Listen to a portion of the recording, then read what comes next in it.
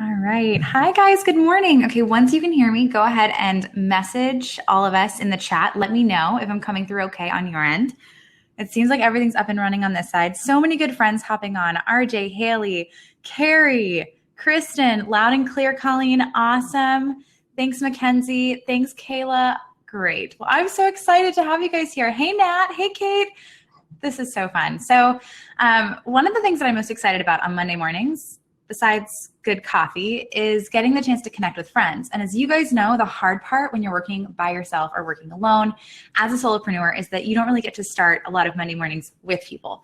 So my hope with this morning is, yes, we're going to do a deep dive in Instagram, but this is our time to connect. And this is a great opportunity for you guys to ask questions that you have, for us to dive in and answer. And I want to open the floor by saying, I have run a business on social media for a very long time, and Instagram marketing is something that has literally allowed me to build a community, to build a platform, both for my business and the Rising Tide Society. It's something that I'm incredibly passionate about, something that I've done a lot of work on. But at the same time, you guys have access to a ton of information as well.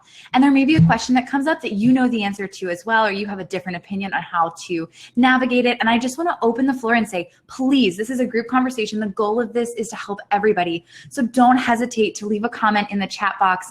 When there's something that's said that you agree with, give me like a raised hand emoji. This is a conversation. And so I'm so excited to be able to jump in and dive in and go full force and wholeheartedly into this.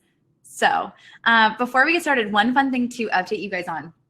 So today we're launching something a little crazy too. So in addition to the Q&A, which I want to start doing more often because a lot of you guys loved the last couple that we did, and you've been asking for more, we're launching a video blog today. And this is something that for me, if I'm being really honest, was super terrifying because it's more vulnerable than I normally get on platforms like this. Any of you guys who know me and who've met me in real life know that I am an introvert, and things like this are very scary for me.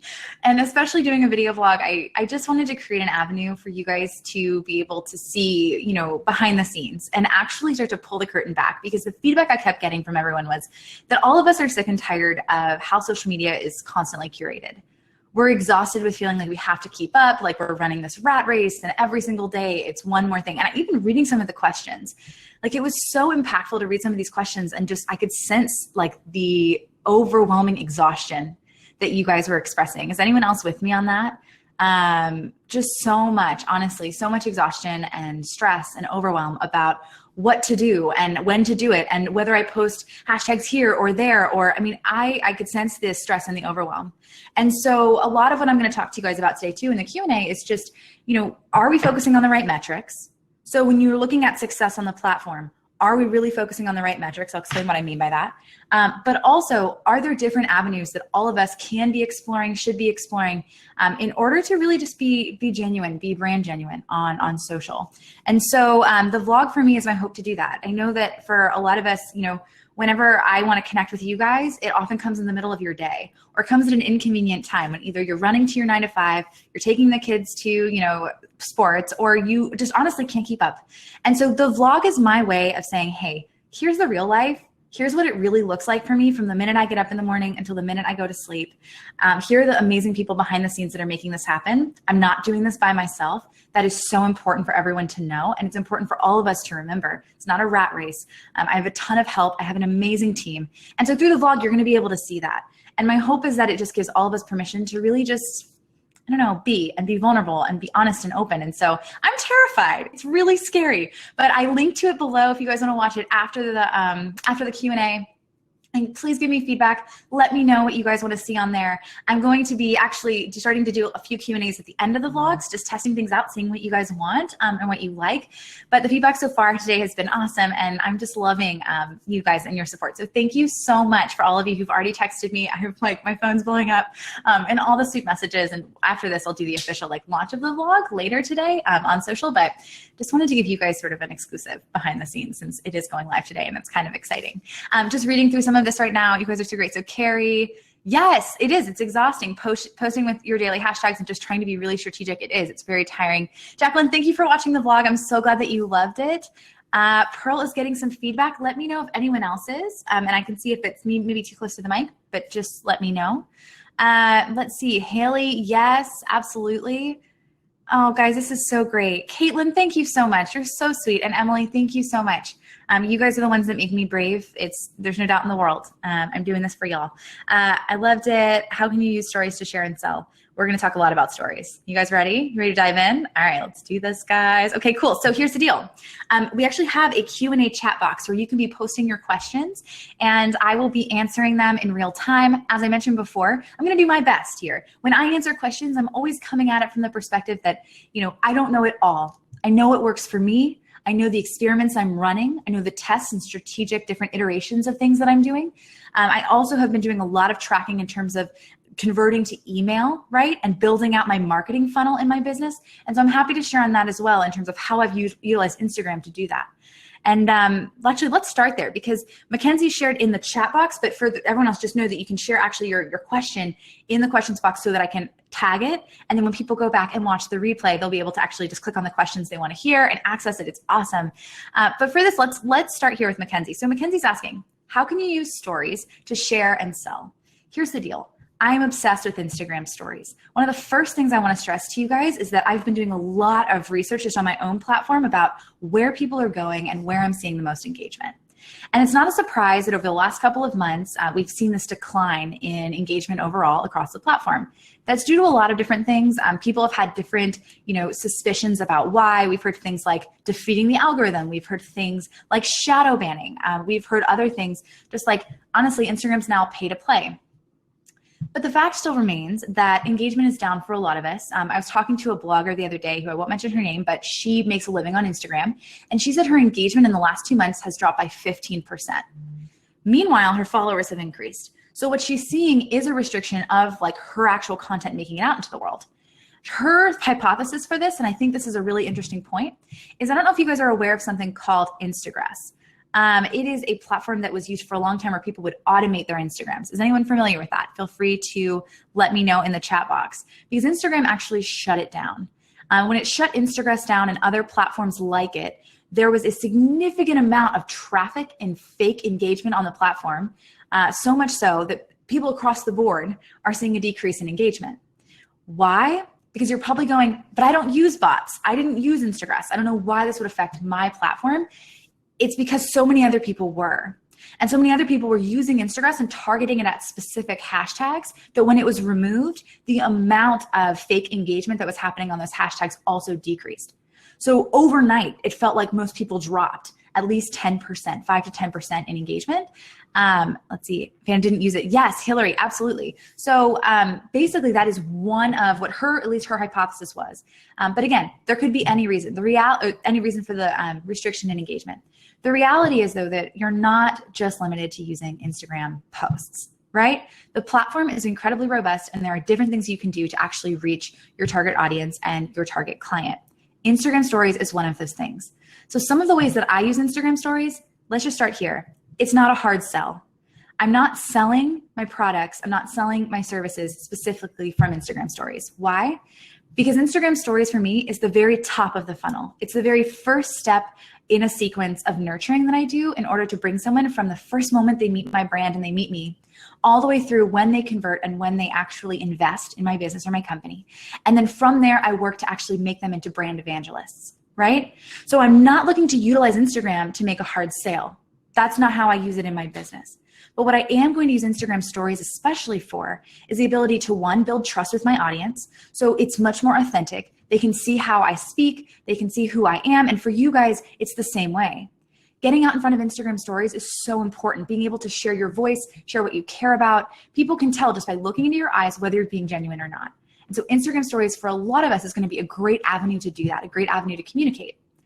One specific feature that I've been loving lately, and I know not everyone has it yet, although I have seen it rolling out to everyone, is the swipe up access out of Instagram stories. If anyone has access to that, please let me know in the comments.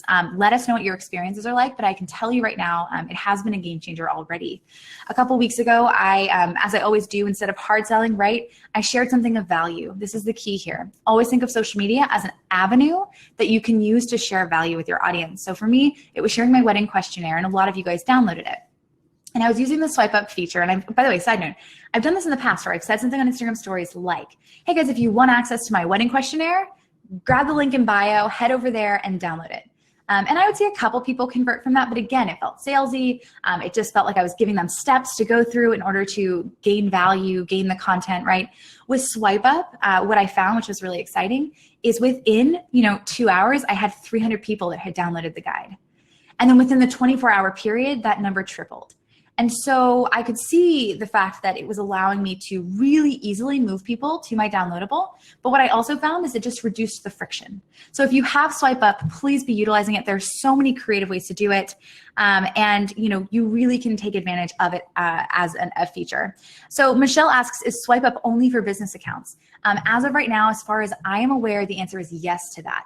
Again, I asked a couple of friends who have large followings who aren't business accounts, and they all did not have the feature yet. So I'm making that based on my own research. But my gut would say yes, I think so.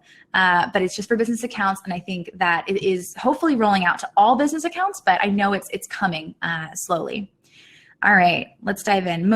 Peter said, I think mostly verified accounts have it right now. It's not all. Yes, you're right, Peter. So it started as only verified accounts for a very long time. And then about 2 weeks ago, we saw the trickle in for a lot of business accounts. And again, it's one of those things where when you sync, your Instagram with your Facebook page and all of that, a lot of people are afraid to switch from personal to business on Instagram for so many reasons. One of the main reasons you'll hear a lot of people say the phrase pay to play, which means basically that Instagram needs to generate revenue. And in order to generate revenue, what they're doing is they are monetizing the platform. And so business accounts are getting docked, right? Because Instagram's trying to make money. And that may be true. I wouldn't be entirely surprised if that was the case or not. But the reality is that Instagram is very smart. Whether you're a personal account or a business account, it knows, right, what you're utilizing the platform for. I think we're mistaken if we think that somehow by not converting to business account, Instagram's not going to pick up on how we're using the platform, right? So I just from day one went business account, linked it with my Facebook business account, and I've been using the two in tandem and really enjoying it. But I think, again, that one specifically is a personal decision, but I do know that they're rolling out to business accounts. Jacqueline says, Swipe Up for business accounts with 10,000 and over, personal with 40,000 and over. That's what I've heard from influencers. I've heard that too. I haven't heard it verified by Instagram, but I have heard it from 2 different people. So that could be very much on.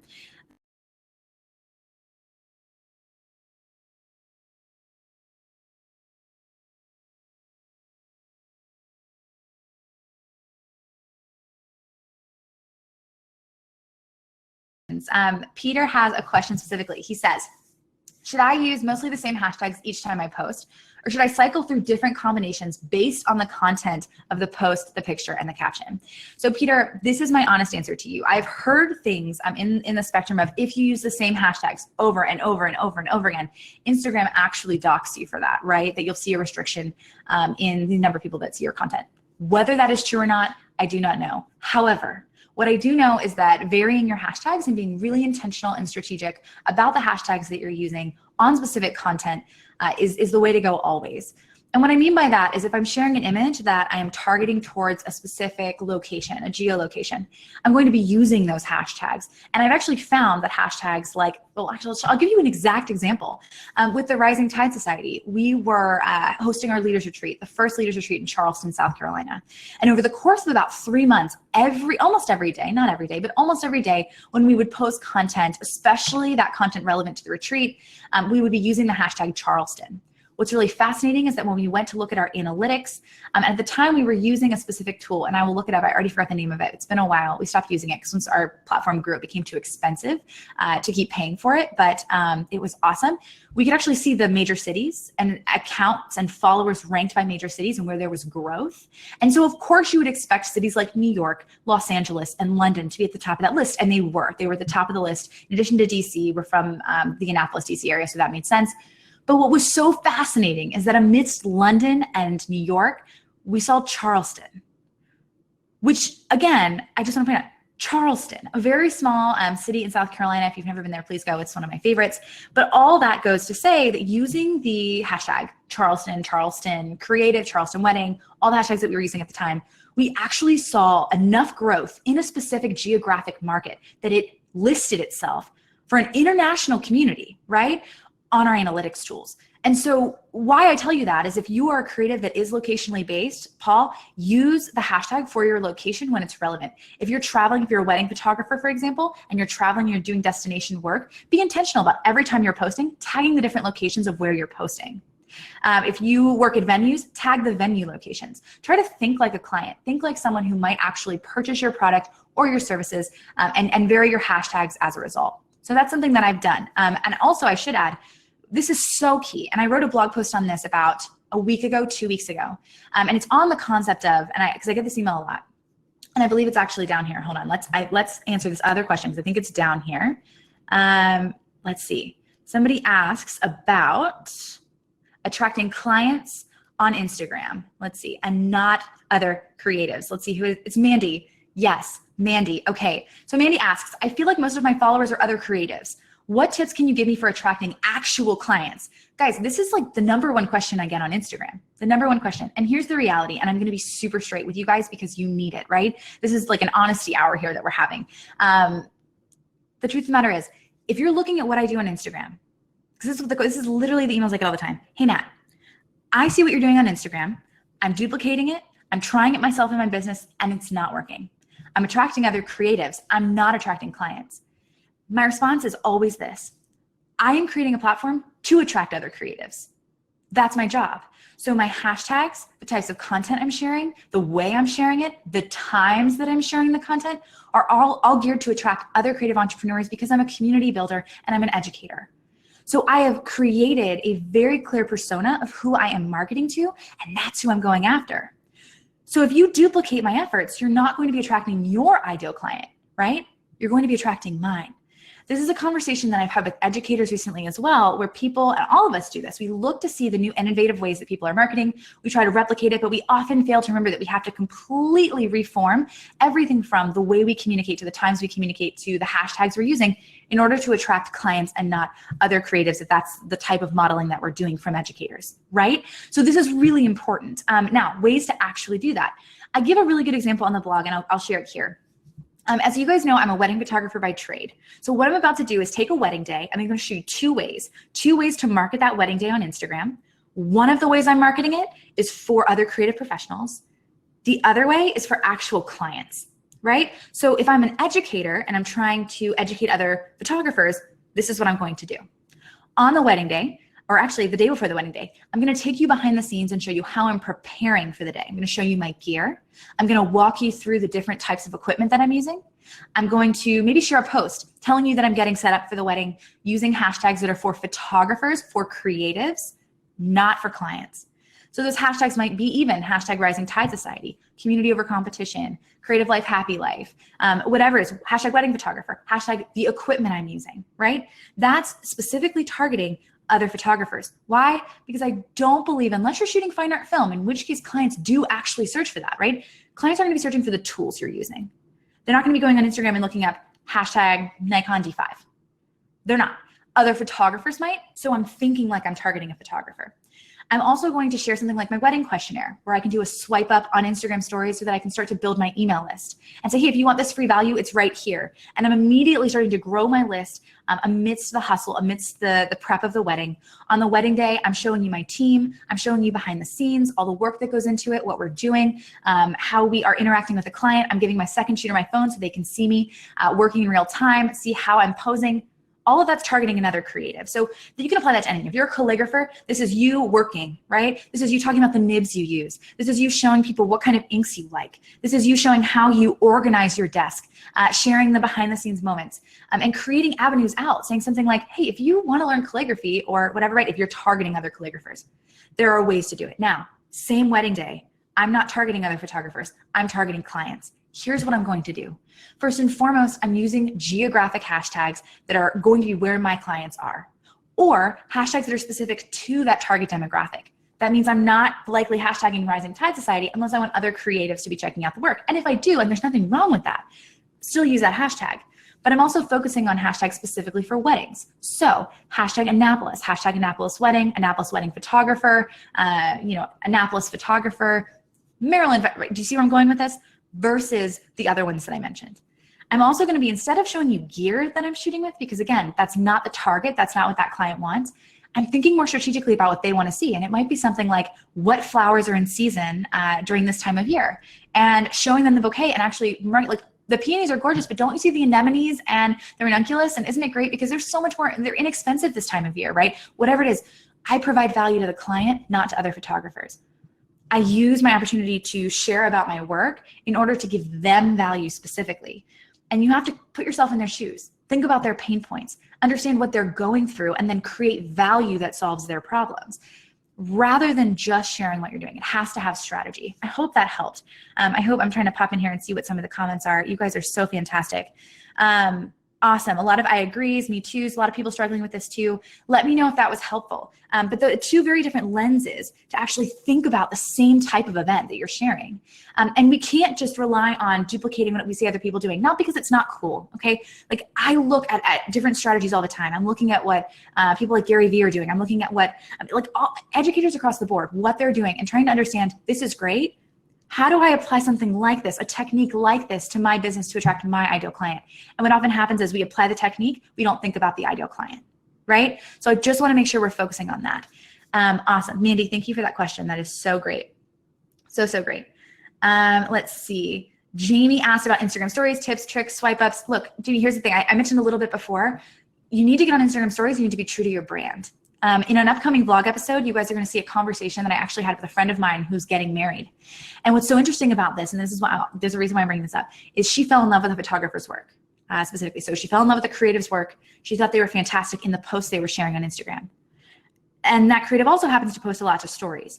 And she went to their stories, and their stories did not align, like the personality, the way that the person communicated, what they were showing on Instagram stories didn't align so severely with the content they were producing on the actual posting of the platform, that this client turned away and was completely confused. And you'll see the episode on the blog. But what's really important here is we talk about authenticity. We say, be authentic, be you. The reality is, on Instagram stories, you need to be authentic to your brand. If you're running a business on the platform, this is so important. If you're running a business on the platform, you need to be authentic to the business. That doesn't mean I'm not saying don't be, personal.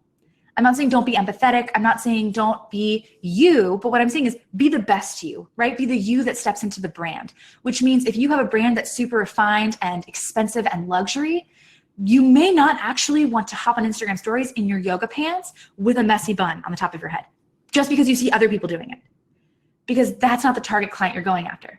That might attract other creatives. Remember, we just talked about this, where other creatives go, I get you, I'm empathizing, I understand, because that's me too. But that luxury fine art client is going to see that and be really confused why they're absorbing a certain type of aesthetic and a certain type and level of your brand, but then they go to your stories and they're experiencing someone else entirely. So just make sure whenever you are utilizing channels like stories, for example, for your business, that there is alignment, that it matches up and it meshes with the message that you're sending, with the brand voice and the persona that you're exuding on social as a business. Because I just don't want to see anyone fall into the trap of thinking that authenticity is the key to success. I do think that it's important, but I think we use that word in a very loose way. If anyone else feels like that, because I do, I feel like that word has become almost diluted. Like, it's lost its meaning. We say authentic and we immediately go, oh, cool, that means that we share that we're drinking coffee with messy buns. And no, like, that might be authentic to one person. That might be one person's authentic brand. And if that's your authentic brand, then like, yes, but that doesn't have to be your authentic brand. So just know that that's kind of where I'm coming at. Yeah, everyone, guilty as charged. By the way, I'm preaching to myself here. Like, I do this too. And I sometimes will, have to remind myself, no, Nat, you're not targeting everyone. You don't need everyone to love you. You need to target an ideal client. You need to serve them well. This is so important. So I'm glad this is helping. You guys are so great. And Jamie, I hope that was a few more tips and tricks on stories. I'm trying to think of other things that I do that I really love to do. I mean, the email list, the swipe up to email list, I've gained thousands at this point to my email list just on Instagram stories. And this leads us to a bunch of you guys asked, and I don't even know who to tag on this one, but there are just so many questions around, I've seen engagement decrease. Here we go. Let's do Amanda. Amanda says, why is my Instagram engagement cut in half in the last month or so? Amanda, we talked about Instagram's getting shot down. We've talked about the algorithm affecting your reach. So again, you guys, most of you know this, but just in case you don't, Instagram used to be chronological. And so if you posted, everyone who followed you saw it, right? They switched over to an algorithmic system. So basically what they're doing is they're curating content for you, and they are actually starting to decide what you want to see, what's relevant to you. And the great part about that is that we're seeing a lot of content that is really relevant to us on the platform, right? But it also means that our reach is being limited. And some of the techniques and strategies we were implementing before, even around optimal posting times, aren't as relevant anymore. I used to post in the morning and at night, twice a day, and I had it down. I knew exactly how many likes I would get. If I posted within like 15 minutes, I could tell the difference, right? 15 minutes later than this, I'm gonna miss a ton of traffic because everyone's going into the office, right?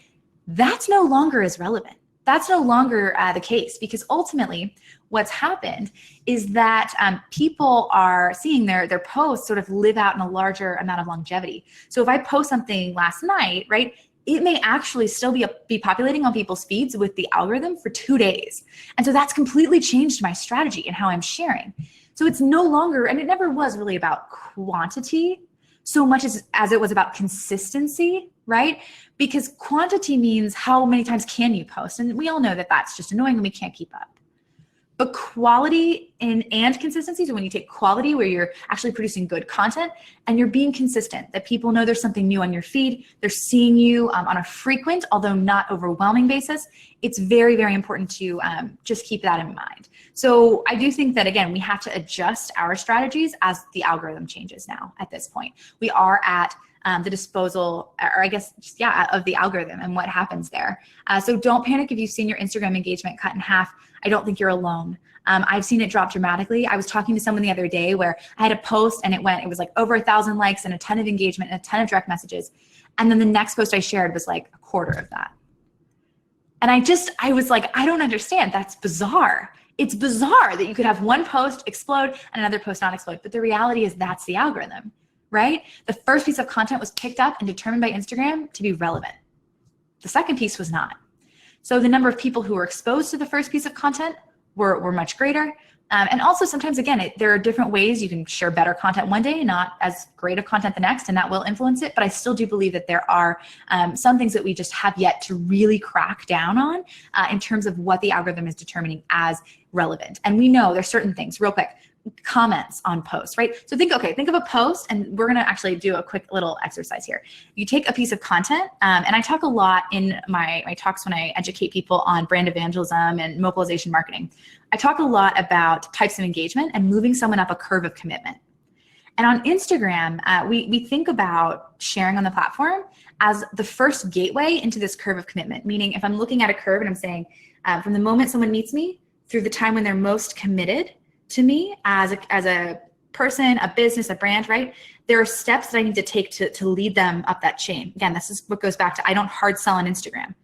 Instagram is my way of meeting you, my way of shaking your hand, introducing myself, and you determining whether or not I'm a good fit for you as an educator, as a community leader, right? Which means I'm repelling and attracting on Instagram. I'm not hard selling, okay? I'm though also email converting.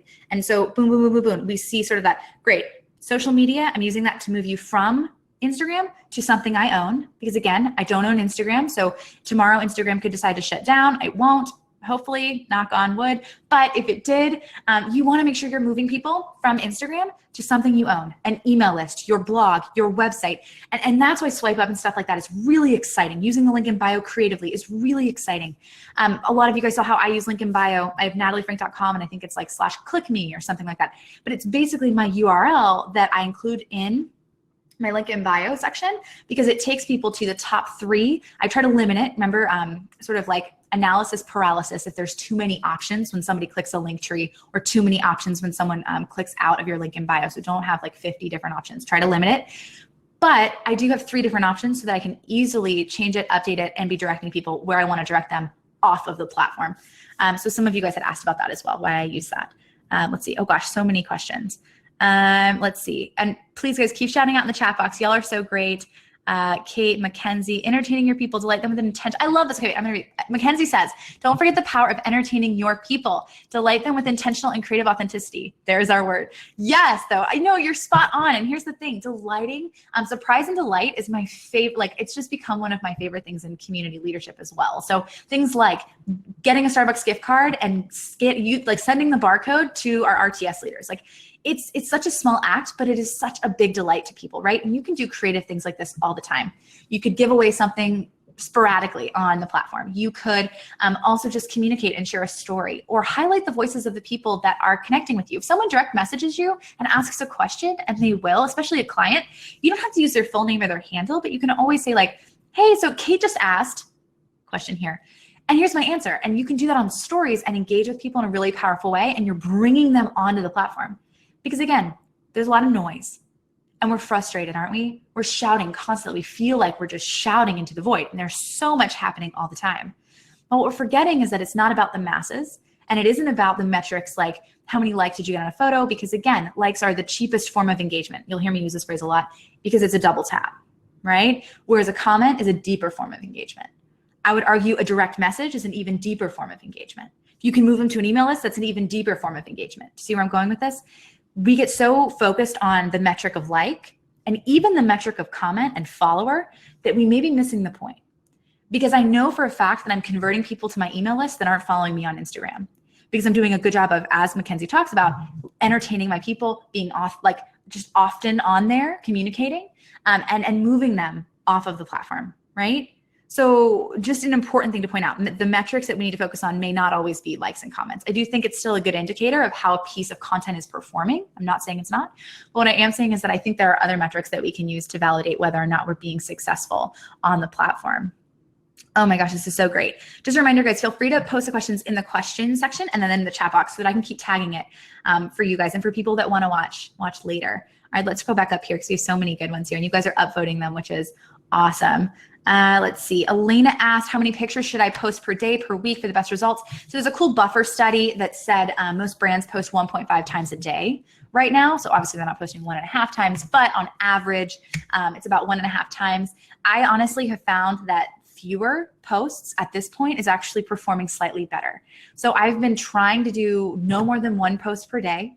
Some days there's more going on, so I will, but for the most part, 1 post per day and sometimes 1 every other day. And that, guys, that's a flip. If you had asked me this question 6 months ago, 8 months ago, I would have told you twice a day, every day, morning and night, twice a day. And because of the algorithm, I actually saw that by the second post that went out. So if I gave a delay, I was still getting residual engagement on that piece of content for up to like 48 hours. And I've yet to really stretch it beyond 48 and track it, but I did see it sort of decline, right? It has sort of like a lifespan. However, if I post 2 pieces of content very close to one another, it's sort of as if neither of them perform well. And I'll see that as soon as the second piece of content goes live, I do see a decrease in the rate of engagement on the first piece of content. And if anyone else has seen that, please let us know, shout it out in the chat box. I see Leah says, agreed. I notice that when I post every other day. Yep, Kate's right there with me.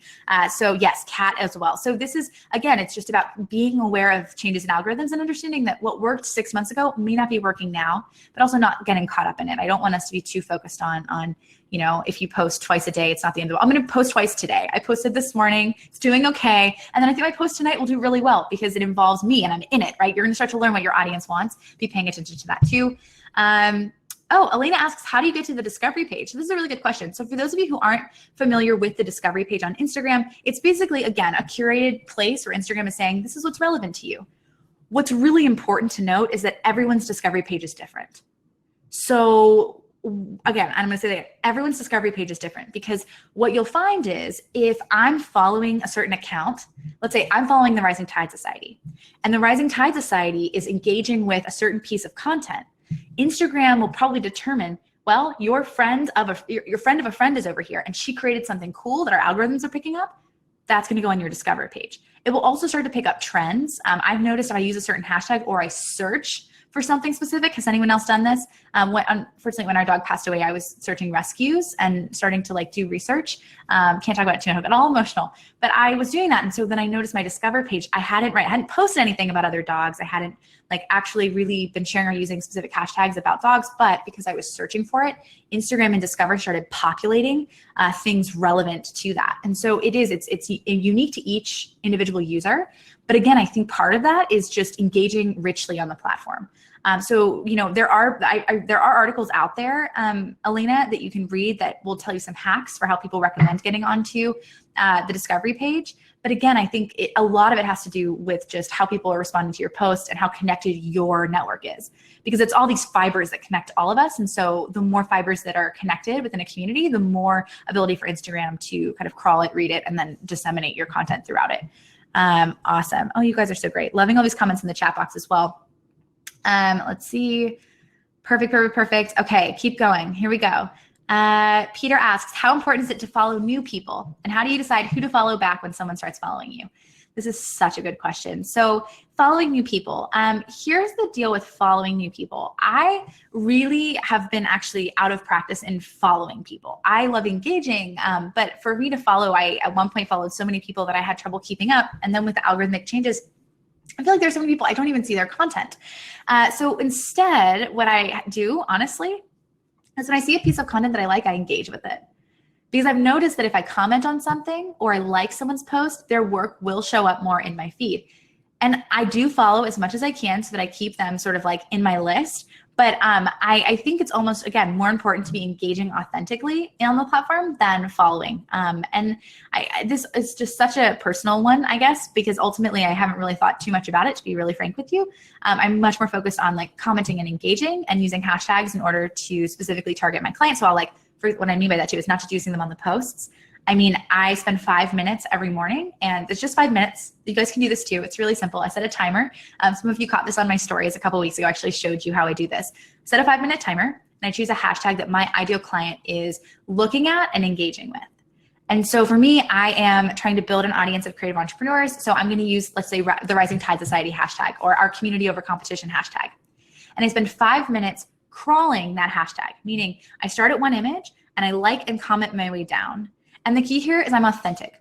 I don't just say, love it, like it, heart. Like I look at the image, I look at the person sharing it, I read the caption briefly, and I try to respond in an authentic way. And some of you guys have probably got these comments from me, but I'm not spending all day doing it. I'm not getting lost or procrastinating. I'm giving myself a set amount of time, 5 minutes, and I'm making it into a game for myself. How many new people can I meet? How much content can I like? And then Peter, when I hit a post, or an account or words in a caption that just hit me like spot on, then I'll follow, right? But I'm not using following as a technique really, because it can be, and I'm sure you guys have seen this, it can be sort of hurtful. People see sometimes this unfollow follow game. Some of that was algorithm, but some of that too is a technique that some educators teach. I'm not one of those educators. I think, follow the people you really want to follow, and no, don't ever just follow and unfollow to get the like or the follow yourself, right? And you know that. I'm not telling you anything you don't know, Peter. You're like the sweetest human alive. So, but yeah, that's just sort of my advice. That's the best I can. Awesome, Peter. Yeah, so true. I hate that. Yeah, it's just like, again, there are other ways to target that ideal client. And I would use following more for the relationships. So for me, it's other creatives that I want to connect with. Or when I was in the wedding industry, I would follow other, like on the peripheral, right? So other people that my clients are working with on the periphery. Also, I'd follow accounts that my clients are also following, so I can speak the language, I can understand what they care about, what they're paying attention to, and really be relevant in their eyes. And so I use it more like that, less than following and growing my following that way. So I hope that helps. So many good questions. Okay. Let's see, Alex asked, does replying to comments help with the algorithm, or is just liking them enough? Alex, this is a great question. My guess, you want my honest guess, is that I do think replying to comments matters. Do I have proof of this? No. But what I do have is a couple of things. One, when you reply to a comment and like a comment, on the person who actually left the comment, they're going to see it on their feed, right?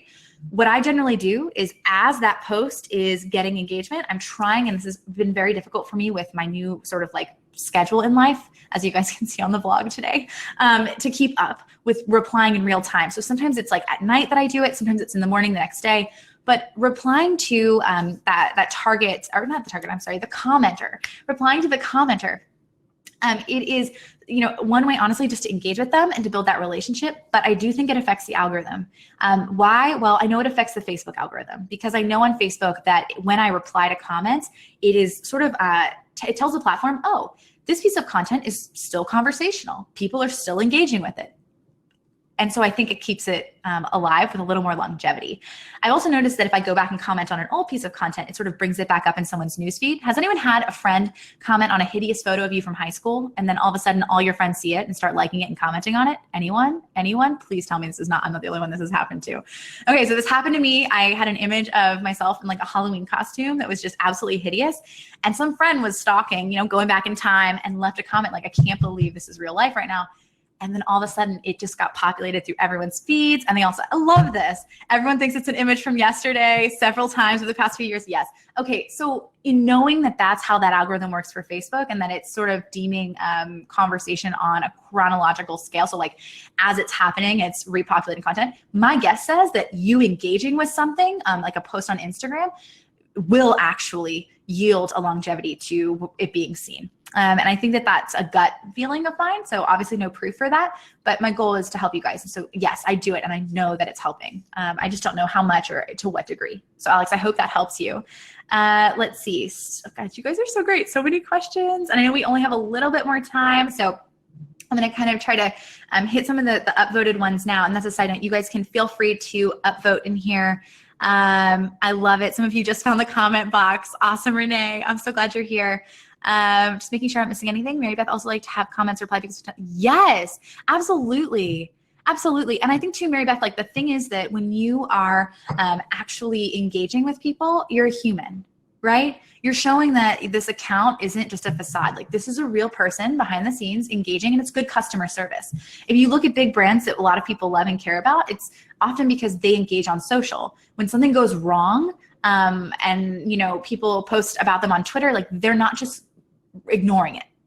They're engaging, they're communicating. When people praise them, they're retweeting it. Like we need to think sometimes, like how are the big brands tackling these issues of, you know, using social media to be personal, and how can we take little tidbits? And so I think replying to comments is a great way. Replying to DMs is a great way. That's a side note. If there's anyone you guys want to reach in the world, like in the industry, DM them. Just trust me on this. How do I know? Because, and this is so embarrassing. So as my life's kind of crazy, I got a virtual assistant. Tracy, if you're watching this, I love you. She is the best human being on the planet. She helps me to navigate this crazy life and is managing my inbox and really, really helping to make sure that I can get as much done as possible. And so she's sort of the, like the gatekeeper and the protection, the wall of protection, as my friends Amy and Jordan were talking about yesterday with me, the wall of protection that sort of helps me to structure email so I know when I need to answer which ones. But the reality is I'm now one more step away from my inbox, right? There's a barrier between me and the inbox. My direct messages on Instagram, that's all me. So what's really, really important to note is that I've seen this across the board with other people who now are the virtual assistant or whoever it is handling the inbox. They're getting help and support there. But the Instagram and the direct messages are still super personal to them. So that's like a little tip. If you ever want to reach out to somebody and you want to really connect with them in a personal way very quickly, Instagram direct message right now is like the way that I've been doing it with people that you wouldn't even believe if I told you. So that's what I would just, a little fun tidbit for you guys in terms of connecting with people that you want to connect with on the platform. So many good questions. Let's see. Leah says, I've recently heard that putting hashtags in the comment section no longer works and that it gets you shadow banned. Is this true? And should I be putting all of my hashtags in my caption? Leah, I have heard this rumor as well. And let's just be really honest here. The phrase shadow banned, we keep hearing it. It's being used over and over again. You know, I think, again, it's important to kind of take a step back and just recognize that a lot of the tools out there that are claiming they can tell whether or not you're being shadow banned aren't actually accurate. How do I know? Because I've tested them and they're not accurate. I also do think what's important is that we don't, the honest answer is we don't know. I reached out to someone at Instagram 2 weeks ago and actually asked to connect on some of this stuff. And they're like, oh, post it in our community forum and see if other members can help. And I was like, no, other members are saying the same things I'm saying because we're all going based off of data that we don't have access to, right? We're using the data and like more qualitative understanding of what's happening and saying, oh, I noticed when testing, right? I noticed when I posted it in the caption, not in the comments, I got more engagement or whatever it is, versus what comes from the source. And so I just want to I'm a big believer in when I teach, I want it to be 100% accurate. And so I don't know. The answer is I don't know. I'm still putting it in the first comment for aesthetic reasons. I care a lot about the way that caption looks. And so I'll put one in the caption, and that's my overt hashtag as I call it. So the overt hashtag I put in the caption. Why is it called overt? I want you to see it, versus the covert hashtags, which are the hashtags more for strategic marketing purposes. And they go in the first comment. If and when I notice that actually is impacting my engagement, I'll of course change it and I'll update you guys. But for now, I'm still doing that. So I don't think it's a total no-go. And if anyone else has any advice or good experience with that, who's tested that, comment box, share in the comment box. I will say this though with hashtags, Leah, you know, actually varying your hashtags, and we talked about this a little bit earlier, I have noticed that helping. The more I take time to strategically only use hashtags that are relevant, it shows Instagram that content is authentic. Because again, what is Instagram trying to avoid? Automation, fakery, bots. This is what Instagram doesn't want. It wants genuine connection, people building relationships, authentic content. You have to remember, like, Instagram was never designed to be a curated platform.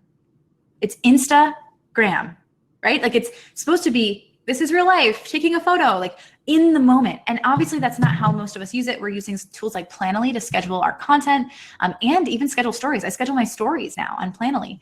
And that's not what Instagram was intended really for, right in the beginning. So you have to think like the makers of the platform. What do they want? What is the behavior they want to see? And so if you're doing something counter to that behavior, that's where I feel like the algorithm starts to dock you. And so I think it's really important. Yes, and shadow banning. No, I know what shadow banning is. I'm still not convinced how real it is for everyone. So there are great posts though out there. Actually, you know who did a really phenomenal job? Jasmine Star, my friend Jasmine Star. She did a great job going over what she believes shadow banning to be and how it's happening. And I believe it's on her Facebook page. So I would go over there and check it out. She did a great live on this a couple weeks back. And love Planoly. I love Planoly too. They're the sweetest. I really wanted to go out there in August. They're hosting our Austin Tuesdays Together chapter.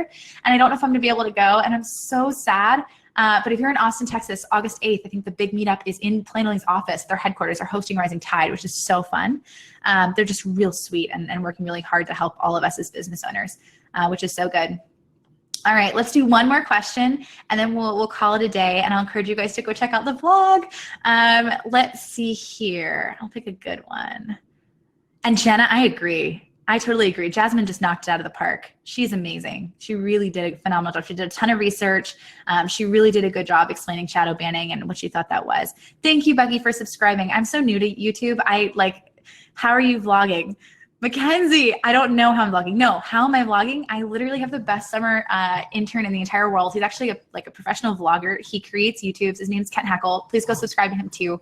But no, he's been a friend for a long time. And then this summer he's out here actually helping me to create content in creative ways. And I'm learning so much about it. So that's how I'm vlogging. You guys will see it. There's a team. It's not just me, right? We're not running a rat race. Like, I have help. Please don't suddenly feel like you have to start a vlog. I don't want anyone stressing, but it is new and I'm really scared about it. And it's just awesome though. So thank you for subscribing. Do you answer the other question after this ends? Robin, what I do is I actually will schedule another Q&A and answer additional questions. But what I want, if there's a question that you're like, and do you have a question in here, Robin? I'm happy to answer it for you. But please email me too, Natalie@nataliefranke.com. It takes me a while to get all the questions, but I literally answer every single question that comes into that inbox. And if I don't have an answer for it, I will wait and take time to get it to you. Okay, so please feel free to reach out as well. And it is really me answering. Tracy helps to sort everything, but I'm the one responding. So if you do need something, it's sweet when people go, whoever answers Natalie's inbox, it's like my favorite email. I'm like, I answer my inbox. But you can feel free to shoot me an email. I'm really here just to help. One more question. Somebody asked about email list building. Jamie, so great ways to build your email list: provide value, provide value, provide value. Use stories to actually divert people from the platform to, if you can do swipe up feature, right, to your email list. I grew a couple thousand on my email list just by doing that. So that was a really awesome tool. But a lot of it's just link in bio, creating valuable content, and then just always having a CTA, which is a call to action, either in your caption or even in your bio. People have done it in their bio. They'll have an arrow pointing down at the link in bio and they're like, download my, right? That's very, very, very salesy, but it works, right? So just having a strong CTA will help as well. And then let's do one more of the official questions, and then we'll call it a day, and you guys can go enjoy the rest of your coffee and your morning. Let's see. There's so many good questions. And let me see if Robin responded. Do you have a question? You did. Okay, hold on. Let me see if I can find it for you. If I can find it, there's so many. You guys are so awesome. I can't even keep up with this. This is crazy. Oh, Robin, I'm looking. We posted in the chat box, Robin, and I'll try to get to it. Wait, here we go. If you had an Instagram business and personal account, but your personal account, which includes your business related posts, is taken off, oh, should you delete the other account? Oh man. Okay, so here's my advice on this. I really do believe that the grass is greener where you water it when it comes to Instagram. Meaning, if you're really if you're seeing one account take off, my first question would be, are you actually doing a better job of running that account? Is it because you're doing a better job targeting the type of people that would follow? Like there's so many particulars that go into it. And then thinking, though, in terms of, do you delete the other one? Diverting your energy and your effort will always reduce the amount of output, right? Like if there's only one of you And there's only so much you can take on unless you have assistants or you build a team, which is great. And if you can do that, go for it. But when you divert that audience, if you're sort of posting in two places and you're seeing it's the same audience, then yes. If they're two different audiences, then no, keep both platforms. Does that make sense?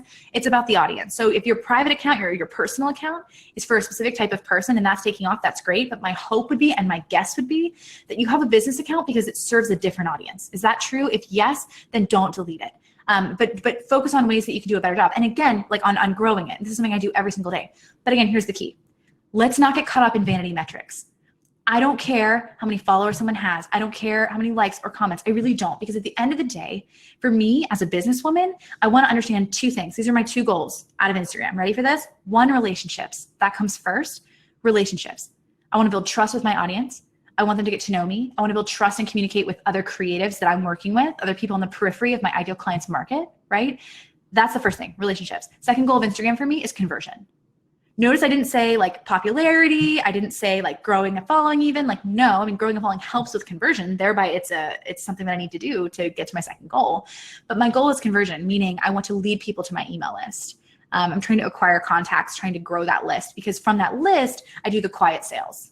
Right? I'm not on there all the time going like, buy my wedding workbook. No, I do one email blast and have a lot of conversion through an email funnel, right? So that would be my advice. I hope that helps. So like thinking about it from that perspective. You guys are the best. So I know we have so many more questions and so encouraging. Maybe I'll do this. Ready for this, guys? So any of the questions we didn't get to, I will have Kent and I will jot it down and then we'll answer them on a YouTube vlog. So you can tune into a YouTube vlog probably later this week or early next week, and your question will hopefully be on there and I'll answer them for you. And then you can also go ahead and, oh, Steven, I can't say that out loud. I can't say the hashtag out loud. That's so funny. You know I love him. So thank you. That means so much to me. And that's coming from you guys who you know that I just love your work as well. So thank you. Kent is amazing. Please give him a shout out. He gets all the credit for that vlog. I mean, he did a phenomenal job editing it. He really did. Question is, what's your YouTube channel? So you can find it by searching Natalie Franke on YouTube, but you can also underneath this screen here, you guys, do you see the button? There should be a button that says the vlog is live. So you can click the vlog is live button and it'll take you to the vlog, and then please subscribe if you can, because it's like a whole different world, and that way you get access to, thanks Lauren for posting the link, you're the best. You get access to the videos as they go up. And today there are 2 videos up there. One of them is just our first vlog, which I was so nervous. I'm so awkward on it.